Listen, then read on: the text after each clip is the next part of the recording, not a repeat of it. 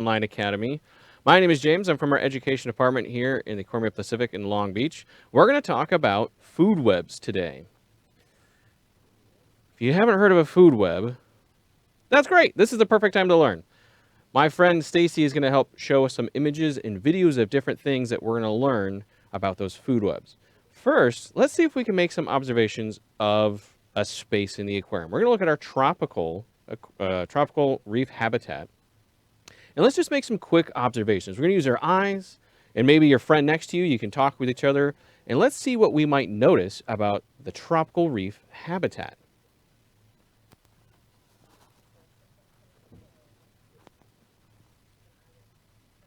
Now you can make observations of anything you see in here.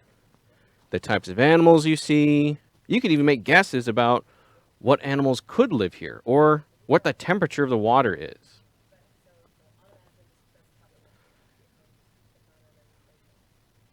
Did you find anything?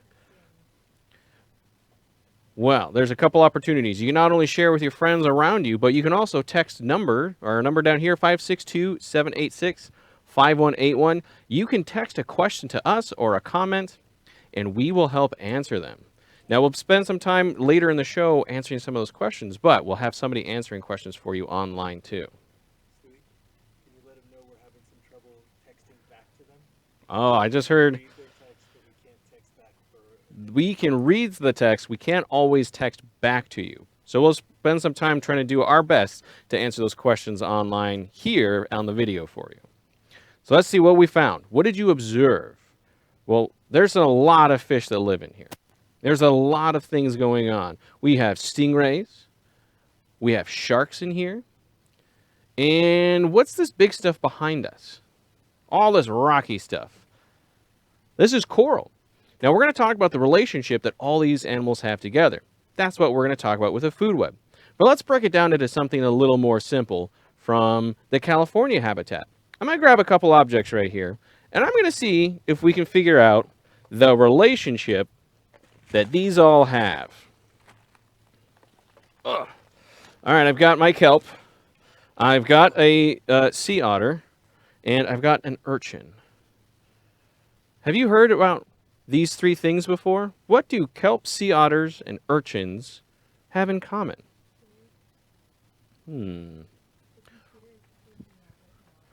Well, one of them eats the other.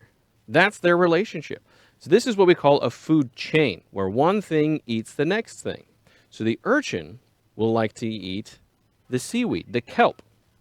It only eats a certain part. So let's look at the very bottom of the kelp. Way down here, there's this stuff that kind of looks like roots.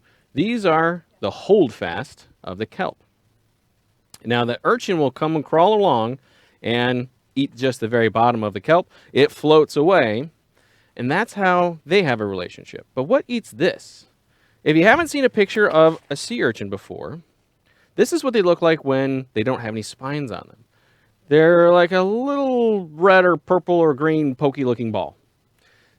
They're very different from what we might expect an animal to look like. They don't have a face, they don't have legs like we do, but they're very important to that habitat. They eat the kelp. If they don't eat the kelp, then there's too much growing in the area. It covers everything up. Now, the next thing that happens is that something wants to eat this. The sea otter eats the urchin. But how does it do that? Well, it takes it off the sea floor, brings it up to the surface, and it can crack it open. So this simple relationship of three animals together, or two animals and another thing, the algae, that gives us the base of the idea of a food web.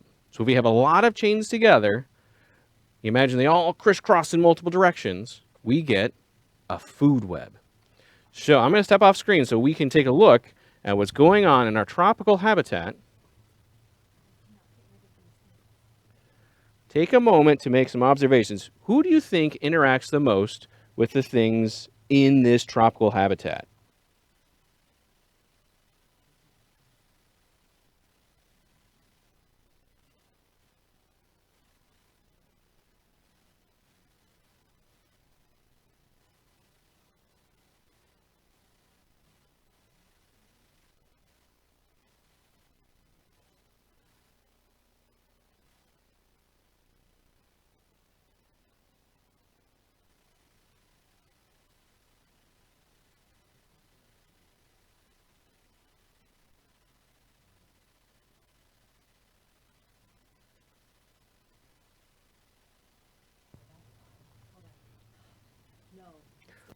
All right, my friends, did we see what's going on inside this habitat? We did have a couple questions, and that helps us talk about relationships. We'll get to the tentacles on urchins in just a sec. Somebody also asked about the sharks that are in here. So if we're looking at relationships, how things interact with each other, the sharks, did you notice the shark sitting still? That's the bonnethead shark. Here it is right here. The bonnethead shark does eat fish. Not these fish. We feed them so much, they're not even worried about what's going on inside the exhibit. But the bonnethead out in nature would be eating small fish near the coral reef. So that's one relationship that we can see. Do you think anything lives inside the coral? Let's take a look at our little fish friends down the bottom. Our little fish friends, sometimes they nibble off the seaweed and algae that grows on coral. So that's another relationship. But what does the coral do? Coral is an animal. Animals have to eat food. But what is the coral eating? Do you see food that a coral would want in this space? Not really. The coral looks like a little anemone. So they stick their tentacles out at night, and then they just put food in their mouth. Seems like a pretty good deal. They don't have to go anywhere. The plankton flow to them, and they just grab it as it moves by. So coral's eating the plankton, the smallest stuff. Do you think any animals eat the coral? Some of them do. We don't have any in space because there's no live coral for them to eat. The parrotfish will eat coral. Parrotfish are a pretty fun animal. My favorite gross fun fact about parrotfish is how they sleep. So we'll talk about how parrotfish eat after we talk about how they sleep. When you want to go to sleep, what do? You might get ready for bed, brush your teeth, get your pajamas on, get in bed, cozy up to the covers. Well, what if you're a fish? There's no covers to get cozy up with, and you want to protect yourself at night.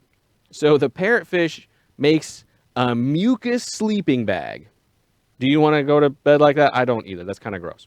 But it helps them hide from a potential predator. So this mucus or slimy sleeping bag they cover their bodies with. And during the daytime, when they wake back up, guess what? That's breakfast. Ooh, that's kind of gross. But that's how parrotfish hide from things from trying to eat them. But the parrotfish wants to eat coral.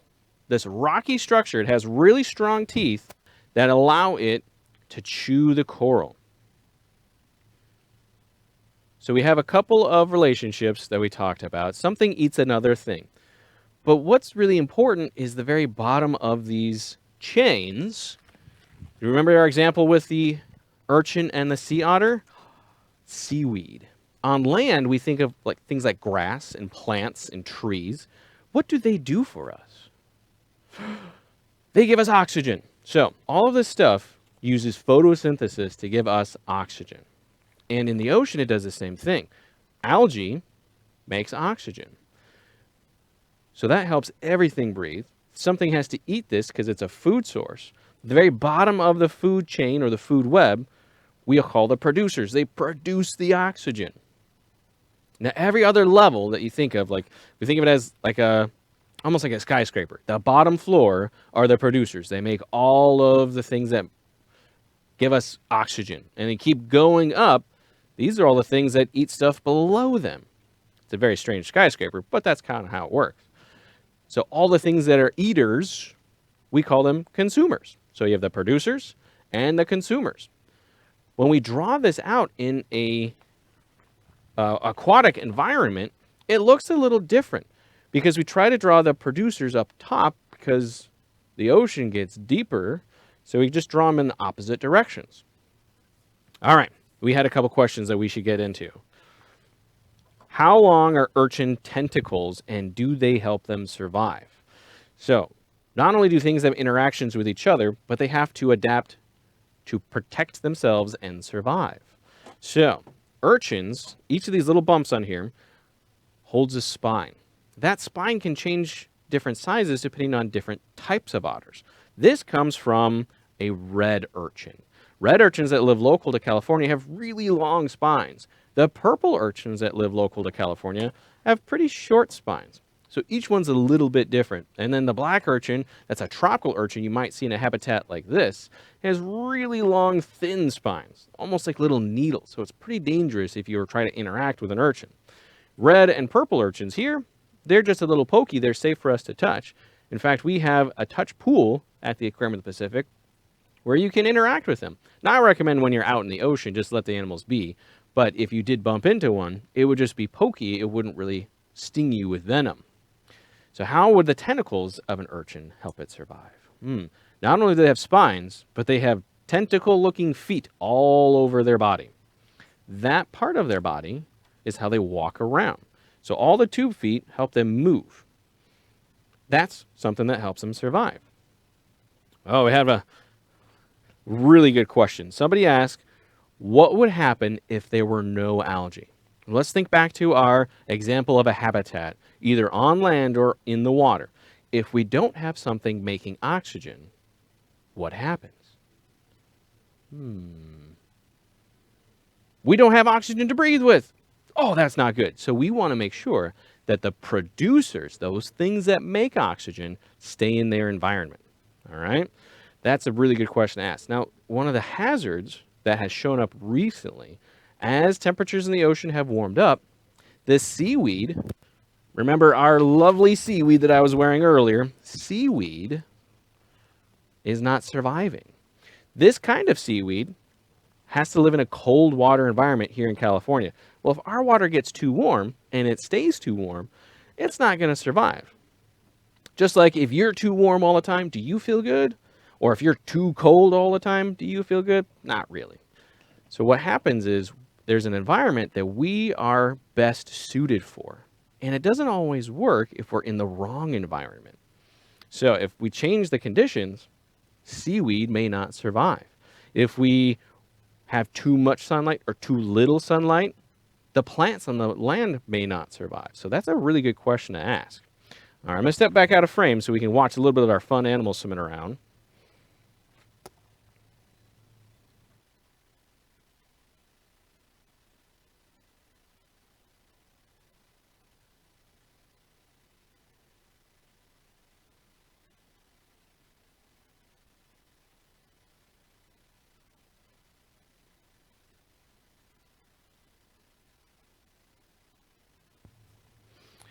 All right. We have a few more questions. My friend Amanda is standing very far away from me holding up a sign. How would penguins survive in tropical water? That's a great question. Penguins, my friend Stacy, I think can show us our penguin webcam. She's actually on our website right behind me. If you want to check out our animals on our website, you're more than welcome to any time of the day. And, oh, that's a beautiful fish. And if it's nighttime, there's still the video playing. They kind of show you the best of the highlight reel of what's going on. So our penguin habitat, let's take a look at them. This is right here in California. Do we get lots of snow and ice here at the beach in California? No, we don't. Most penguin species will never see ice. Their bodies are great for swimming in colder water, but not every penguin lives in a space where they get ice and snow. There's two types of true Antarctic penguins, meaning they lay their eggs in an Antarctic habitat. That's the Adelie penguin and the emperor penguin. Even though the king penguin's pretty big, looks very similar to an emperor penguin, it's not technically a true Antarctic species. So a lot of penguins do live in pretty reasonable temperature water. Now, one of the cool things is the penguin that lives the farthest north on the planet is called the Galapagos penguin from the Galapagos Islands. That's decently warm water. It's kind of like here in California. It's maybe 60s, maybe 70 degrees, so it's not really hot tropical water, but it's not really, really, really cold like Antarctica either. So they can survive in some different habitats. They have these really special feathers on their body that allow them to swim in these different habitats. Their feather coat is so dense, it helps keep them warm even in cold water. They have just a little bit of blubber, a protective fat layer that keeps them warm, just like whales, dolphins, and seals and sea lions. So they won't really survive in super hot weather. What are you trying to crawl over there, penguin? But they can survive in a wide variety of temperatures. They migrate from Chile down around to Argentina, or very big north-south ranges. So they can survive in a range of temperatures, but not a true tropical habitat. It's just like if you or I went to a really hot desert, with no protection, no adaptations to help us survive better, it's not the best place for us to be, so we may not do well in that area. All right, we have another cool question about an animal in a different environment. The jellies. So do jellies live in warm or cold water? Let's take a look at some jellies. Now think about the relationships these animals have. Who's eating whom or who's hiding from whom? Do you think the penguins eat the jellies? Probably not. But they do eat fish and other animals in the ocean. Fish and krill, those are one of the things that they like to eat. Jellies are a different kind of animal altogether. Not only do they eat like everybody else, but they have to wait to eat. What if you had to stay put or very gently drift around and you can only eat food if it got within arm's reach of you? Let's pretend you're sitting in the pool in an inner tube, just kind of moseying around. But the only time that you could grab food is if it was within your arm reach. Would it be really easy to get food? Not so much. So even though they eat like other animals, they have to drift into their food to hunt their food. Those tentacles can grab their food, and jellies will eat a lot of different things. If their tentacles are big enough to hold them, the jellies will eat them. So jellies kind of live, let's think of that web again. Where would they be? Would they be with the producers or are they the consumers, the eaters? Right, they're kind of in the middle. Things still eat them, but they eat other things too. So jellies have this ability with their stinging tentacles to grab their food. They can live in a large variety of habitats. Jellies are all over the planet and even in deep, deep water. So there's different jellies that live in different spaces. The moon jelly that lives here in California generally is in colder water, but it doesn't eat as big a food as these Japanese, oh no, these are the Pacific sea nettles, not the Japanese sea nettles, but they still eat smaller food than this jelly will. This is one of my favorite webcams to watch because it's just so fun and calming to watch the jellies move around. All right, so another relationship somebody asked about. And now in food webs, it's a lot of who eats who. So these are great questions you're bringing into us on our text line. Now remember, we may not be able to text you back all the way, but we'll try to answer what we can on the air here right now. Question is, do our sharks eat our fish? That is a good concern. We want to make sure that doesn't happen. And then what do the fish eat? Well, we're right on the right topic of what's eating what. Here at the aquarium, we feed all of our animals restaurant quality food. The sharks get offered food every day, which seems like, well, yeah, why not? But sharks don't eat very much. They eat so infrequently in the ocean that it might be 1 to 2 weeks before they have another meal. And that's pretty normal for a lot of animals. It's called feast or famine, where their bodies are adapted to eat as much as they can in a short amount of period, and then they have to wait for a while, or they may not get another chance to eat again for a long time. So their bodies have this special ability to digest and absorb as much of the food as possible. So there's not a lot of waste from sharks compared to other animals that can eat every day out in nature. So our sharks here, they might eat 1, maybe 3% of their body weight every day. That doesn't seem like, well, okay, that's fine. Well, us, people, we eat maybe 3 to 5% every day. So they're eating way less than we would compared to body size. So the sharks, they get offered that restaurant quality food. I think we're going to try and show you Shark Lagoon. And so they don't really want to eat anybody else. Here, look at our Shark Lagoon habitat. We even put all the little fish together with the sharks because we're so sure that they just don't mind them at all.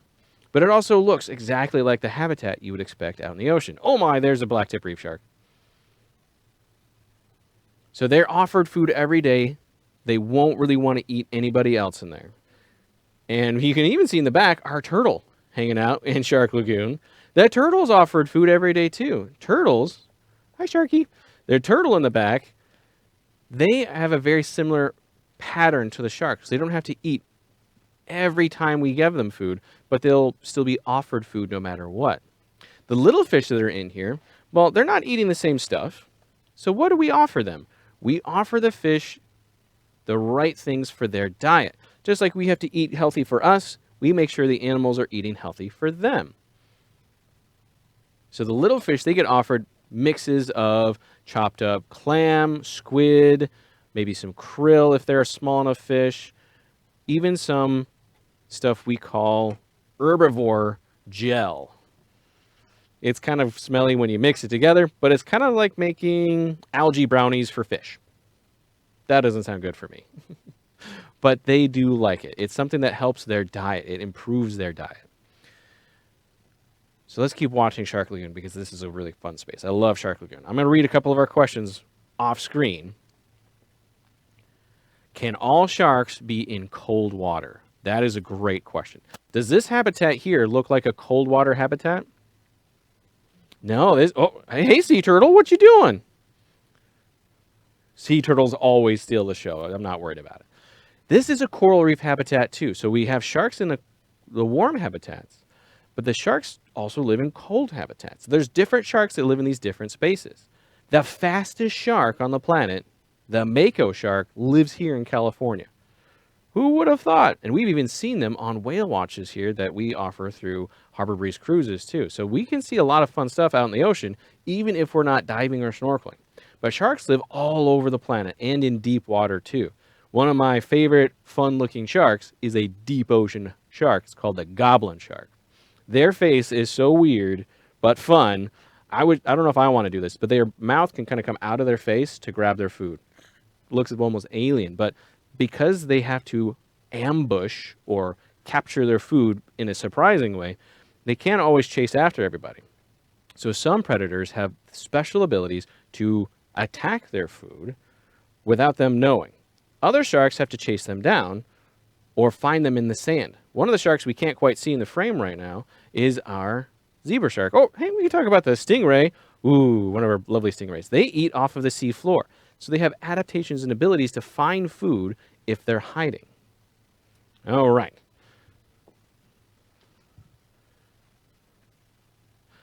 Trying to read a couple of our fun questions. Addison asked, how tall can kelp grow?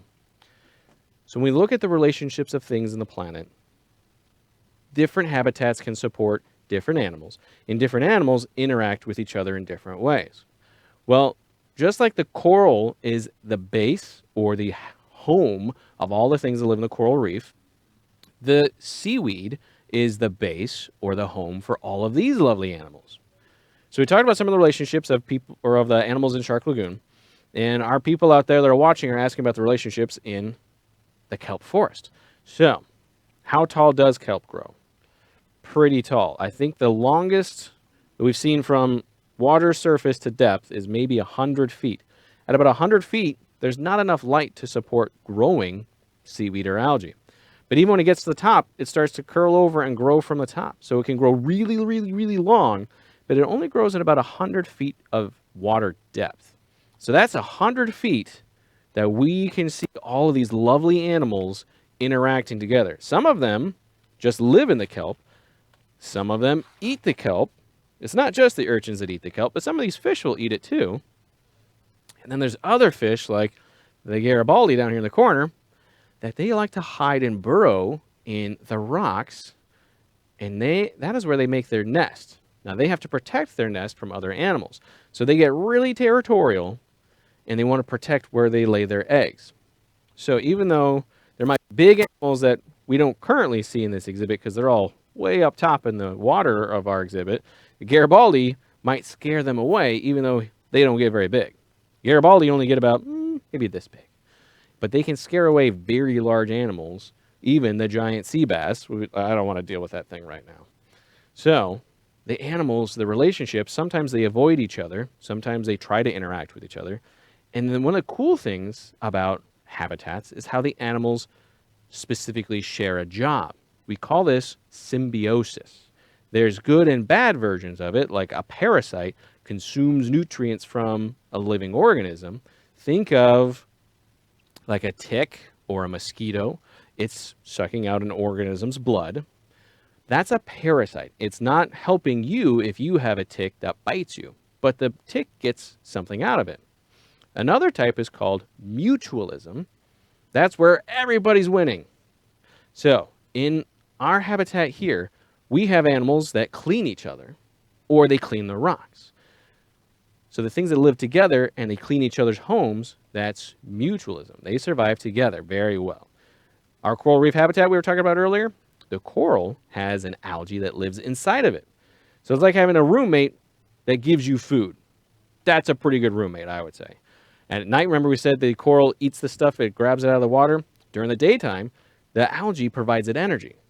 But what does the algae get? Seems like, oh, that's a bad deal for algae. Turns out, the algae uses the coral as a home. So it provides a space to live, and it gives the other one energy. That's mutualism. Now, one of the interesting ones, somebody might be curious of, is there ever a relationship where one gets a benefit and the other gets, well, nothing good or bad? That happens. It's called commensalism. That happens with barnacles and whales. The barnacles live on a whale, so the whale is the home for the barnacle, which is a nice thing for the barnacle, but the barnacle doesn't really help or hurt the whale. So that's why, or that's what we can call commensalism, is where one thing benefits, but the other thing doesn't really get much out of it. And that's okay. As long as it's not hurting the whale, it's not parasitism, and the whale won't really get a benefit from barnacles, so it can't be mutualism. All right, we have time for a couple more questions, then we're going to have you all go explore on your own. Maybe you can check out all our webcams and look for more relationships. All right, let's see. We have, are there any fish from Hawaii in the aquarium? There are a lot of species that we may have that are represented in Hawaii. All our animals are animal ambassadors. They show you what these habitats in these spaces would look like. So sometimes it's jellies, sometimes a coral. These fish called the anthias. Remember, we're the aquarium of the Pacific, so all Pacific habitats can be represented here in our aquarium. Oh, another good question we had is, could kelp possibly adapt to live in warm water? Very good question. We're worried about climate change and temperatures getting too hot. Well, we're not sure what may survive. Coral, turns out, has some adaptations to survive in warm water. But kelp, so far as we've seen, does not do well. At least giant kelp, like the stuff I was wearing earlier, or that was in our blue cavern habitat. So far as we know, it's not doing well in warm water. But that could change. That's the fun thing about science, is we're always learning something new. We could discover something amazing tomorrow. That's an amazing part of science. That's why I love this topic so much. Oh man, here's a good question. Are urchins safe to pick up without it having spines? Well, here at the aquarium, even our guests, we only have them pet the urchins. We don't have them pick anybody up. Now, if we have to move them, it's pretty tough. They have a lot of feet to hold onto the surface. So we'll leave the urchins alone. If you're swimming around, you might bump into an urchin in the ocean, or if you're crawling out of the rocks, you might accidentally bump into an urchin. It might poke you in the skin, which kind of hurts, but if you leave them alone, we don't have to pick them up at all. The urchin I was holding earlier is just their shell. Oh, who eats jellies and how? That's a very good question. Lots of fish and lots of other animals will eat jellies. Sometimes jellies even eat other jellies. Now, they don't have any bones, so you don't have to worry about crunching bones or shells, but they sting their food, and it can sting a predator. So you have to have an adaptation that helps you survive stinging. Now, I had a question earlier about how fast penguins waddle. I'm not exactly sure. That probably changes depending on the penguin. Now, one of our staff is even in the exhibit helping keep them clean. See, here's the waddle. You could probably win a waddle race with a penguin, but you can't swim faster than them. Think of Olympic swimmers. They're swimming maybe 6 to 12 miles an hour. A penguin could easily outsprint them. They go at 15 miles an hour, and that's just our penguin here. So watching our penguins underwater, but they're not there. That's okay. If they were there, you can imagine they're swimming at 15 miles an hour. They get really excited after a feed, and they'll start going all over the place in the exhibit. It's really, really cool. All right, my friends. Now, we are out of time. I apologize if we can't answer all the questions on the air, but you can also try texting in, and we can keep answering those questions through our text line. If it starts working for us again, we'll try our best to answer your questions. You can also reach out to our public relations team. They can keep answering questions on our YouTube page too. So thank you everyone for joining us, and I hope you enjoy exploring more about relationships between animals at the aquarium.